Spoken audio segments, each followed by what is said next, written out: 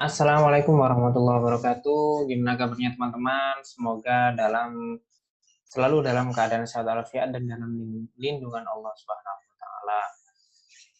Pada kesempatan kali ini saya akan menjelaskan tentang distribusi frekuensi.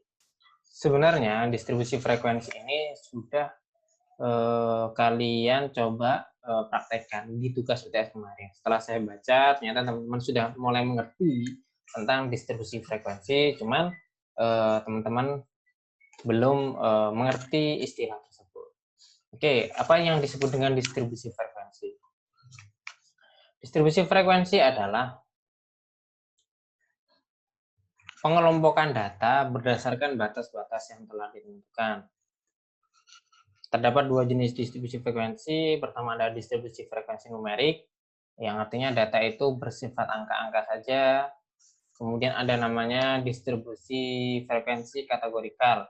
Datanya bersifat kategori, seperti baik, tidak baik, laki-laki, perempuan, kemudian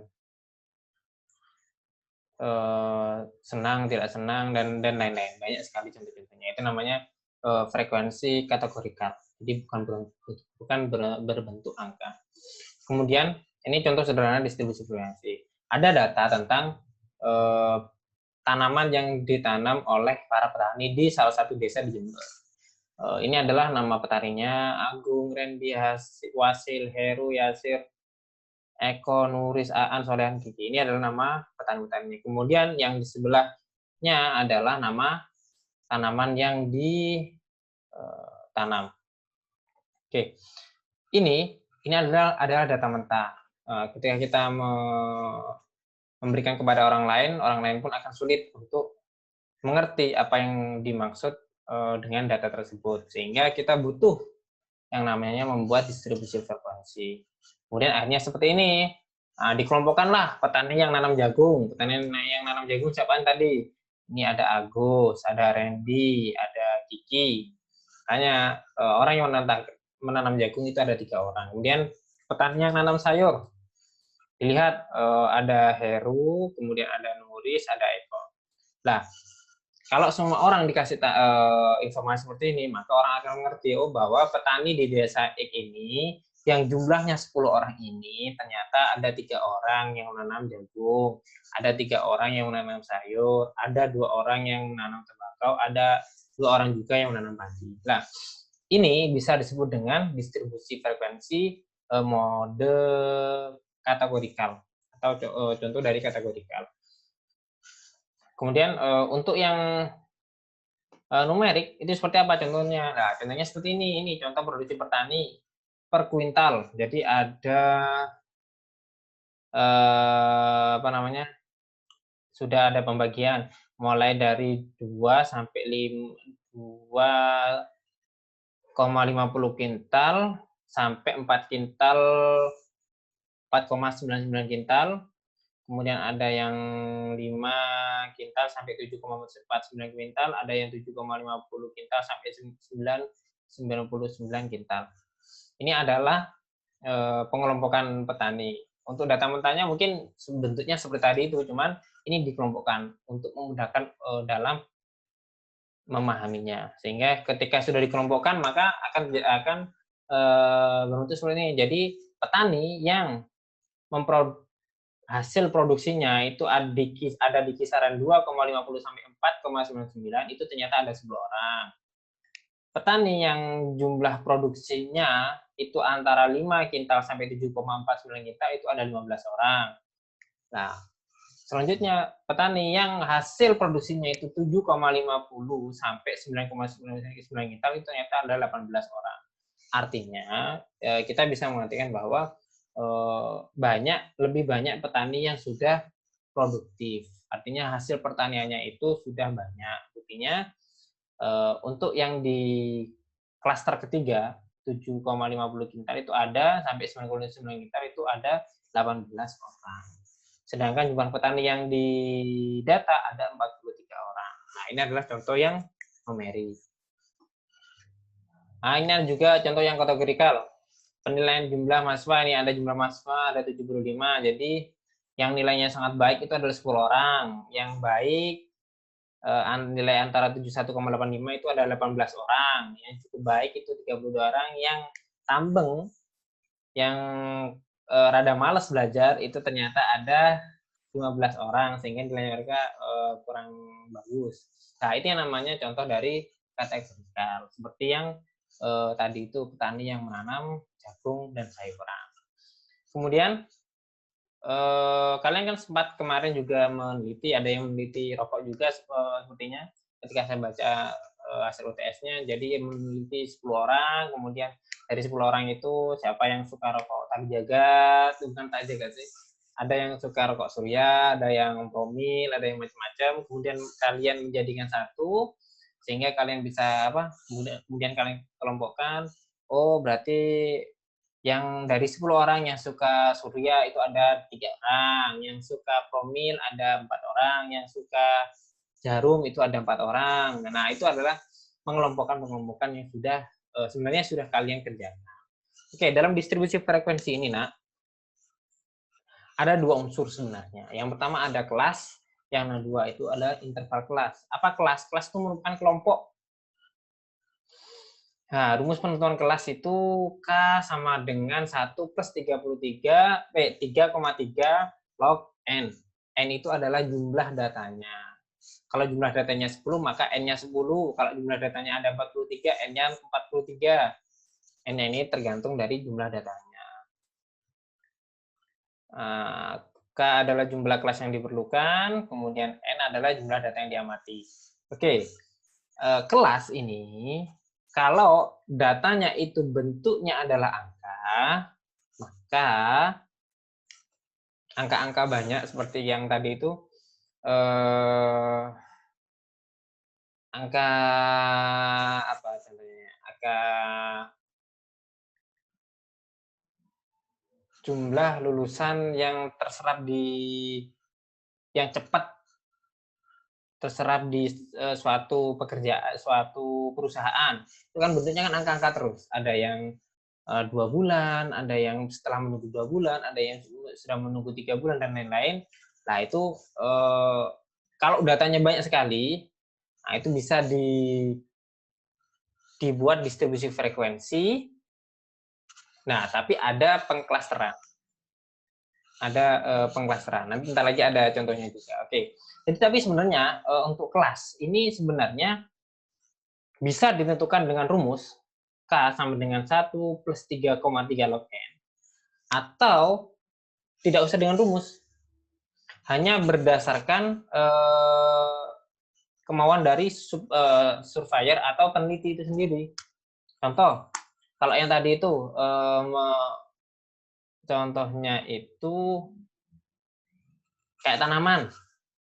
Kayak petani yang nanam X, petani yang nanam jagung, petani yang nanam sayuran, petani yang nanam padi, petani yang nanam tembakau. Itu adalah kelompok atau kelas yang saya buat sendiri, itu berdasarkan keinginan saya sendiri, dan itu memang sudah jelas bahwa untuk membedakan itu butuh dibeda-bedakan menjadi satu-satu sendiri. Yang menanam jagung sendiri, yang menanam tembakau sendiri, yang menanam sayuran sendiri. Lah, itu namanya kelas. Oke, coba saya kembalikan dulu. Nah, ini namanya kelas. Petani yang nanam jagung, petani yang nanam sayuran, petani yang nanam tembakau, petani yang nanam padi. Ini namanya kelas. Nah, ini namanya, istilahnya itu kelas. Jika di mana itu di statistik. Kemudian ini namanya kelas. Ini namanya kelas. Ini namanya kelas. Ini namanya kelas. Nah, tapi ada juga yang namanya interval kelas. Apa itu interval kelas? Interval kelas itu adalah jarak antar kelompok.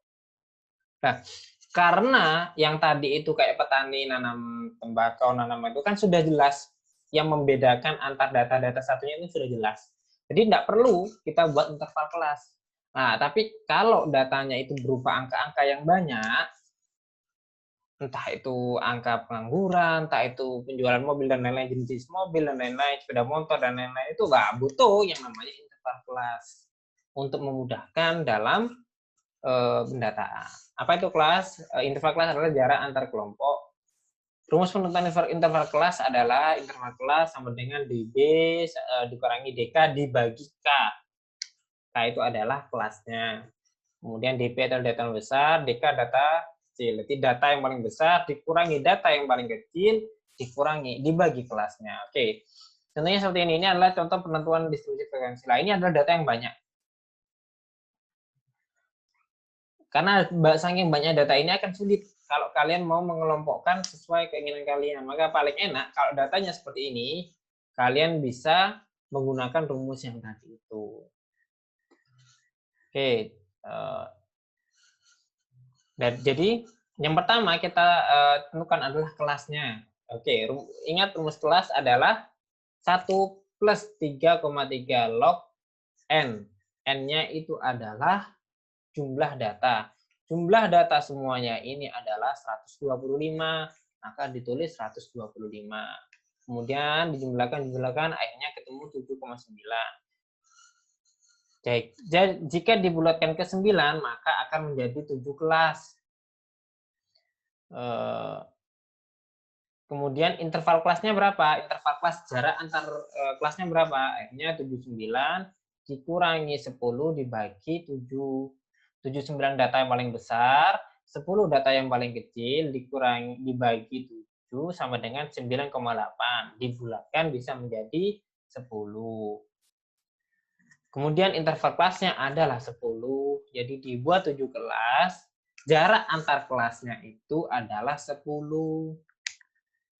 Kemudian dibulatkan ke atas. Jika dibulatkan ke 8, ini data 7,9 ini kan bisa dibulatkan ke 8. Jika dibulatkan ke 8, maka menjadi 8 kelas. Jadi interval kelasnya adalah 79 data yang paling besar dikurangi data yang paling kecil dibagi kelasnya, karena kelasnya ini 8, maka sama dengan 8,6. Bisa dibulatkan ke 8 atau ke 8 interval kelasnya menjadi 8. Oke. Jika dibuatkan ke 7 kelas dengan interval kelas 10, maka distribusi frekuensinya adalah seperti ini. Jadi kamu nanti nyari karena dibuat 7 kelas, maka dibuat 7 kolom. 1, 2, 3, 4, 5, 6, 7. Interval kelasnya berapa? 10. Jadi antara kelas yang nomor 1 dan nomor 2 itu jaraknya 10. Nah, 10 ke 20, 10. 20 ke 30, 10. 30 ke 40, 10 lah, sampai ke sini. Nah, kemudian batasannya berapa? Jadi 10 sampai 19,9 ini apa? 19,9 ini adalah data yang untuk menentukan ininya itu adalah 20 dikurangi 0,1. Jadi 19 jadi 20 dikurangi 0,1 jadinya 19,9. Begitupun seterusnya. Jadi jika ada data yang berada di ring 10, nilai 10 sampai 19,9, maka dimasukkan di kelas 1. Nah, datanya yang banyak ini ternyata hasilnya itu ada 10, ini masuk ke kelas 1, 11, kemudian 19, kemudian 10 ini, kemudian 11, kemudian 14, dan totalnya itu ada 15. Sama, kemudian yang 20 sampai ke 29,9 itu ada berapa? Kemudian dicari juga di sini. Yang 20 sampai ke 29 ini 28 ini masuk, 24 ini masuk. Ini yang dihitung 1, 2, dan lagi 3, 4, dan lainnya. Seterusnya seperti itu. Akhirnya dapat diketahui bahwa datanya adalah 18. Begitupun seterusnya sampai semuanya masuk ke dalam frekuensi sini. Jadi semuanya kalau semua kalian contoh mudahnya itu seperti halnya biasanya ini kalau semua manual itu sama halnya kalau kalian lihat pemilihan suara. Jadi Yang milih nomor 1. 1, kemudian dicoret satunya. Si B, nomor urut 2, dicoret nomor 2-nya. Terus seperti itu. Lah, sama seperti itu. Sebenarnya kalau penghitungan frekuensinya itu seperti itu. Kayak pilihan bupati, pilihan presiden, DPR kan sama. Sebenarnya kan ditulis 1 dulu, 1, 1, 1, 1, 1, 1, kemudian dicoret seperti ini. Nah, cuman ini tidak saya tunjukkan langsung saja. Jadi jumlah dari data yang interval kelasnya 10 sampai 19,9 itu ada 15. Jadi sederhana sebenarnya. Nah, seperti contoh yang sederhana yang tadi yang di awal-awal itu. Jadi mengelompokkan. Jadi data yang berada di interval kelas 10 sampai 19,9 itu berapa sih datanya? Oh, ternyata ada 15. Jadi 15. Kemudian yang ada di antara 70 sampai 79,9 itu ada berapa? Oh, ternyata ada 5, ya berarti ada 5. Nah, itu mudah sekali seperti itu. Kemudian selanjutnya setelah distribusi frekuensi ada yang namanya distribusi nisbi dan persentase. Distribusi nisbi merupakan distribusi yang berperan untuk menunjukkan proporsi dari setiap kelas dengan menggunakan data yang telah ada pada frekuensi mutlak. Cara mendapatkan nilai distribusi nisbi adalah dengan membagi hasil dari jumlah frekuensi dengan jumlah data yang diteliti. Kemudian ada juga distribusi persentase. Distribusi persentase menunjukkan besarnya persentase dari setiap kelas. Cara mendapatkan nilai distribusi persentase dengan mengalihkan nilai distribusi nisbi dengan 100%. Jadi ini kan hasilnya dari kita tadi itu. Kemudian tinggal untuk mencari frekuensi nisbinya atau distribusi frekuensi nisbi adalah dengan cara 15 dibagi 125. 15 ini dibagi nilai totalnya, total datanya. Total datanya berapa? 125, jadi 15 dibagi 125 ada 0,120. Selanjutnya pun seperti itu. 18 dibagi 125 sama dengan 0,144. Nah, ini adalah data dari frekuensi nisbi. Kemudian kalau presentasinya gampang, presentasinya gimana untuk menjadi distribusi presentase? Maka tinggal 0,120 ini dikali 100 hasilnya ini. Sudah, cuman kalau presentase itu harus 100%.